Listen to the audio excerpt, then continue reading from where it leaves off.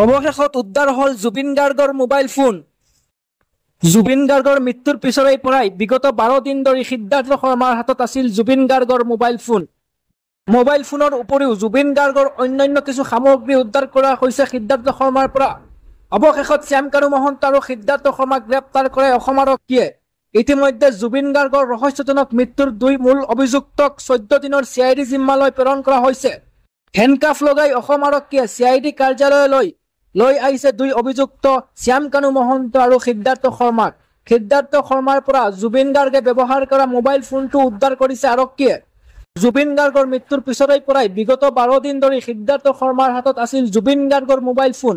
মোবাইলৰ উপৰিও জুবিন গাৰ্গৰ অন্যান্য কিছু সামগ্ৰী উদ্ধাৰ কৰা হৈছে সিদ্ধাৰ্থ শৰ্মাৰ পৰা।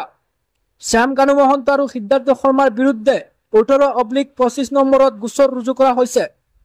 BNSৰ 12টা দ্বাৰা সন্তুষ্ট কৰা হৈছে সিদ্ধাৰ্থ শৰ্মা আৰু শ্যামকানু মহন্তৰ বিৰুদ্ধে।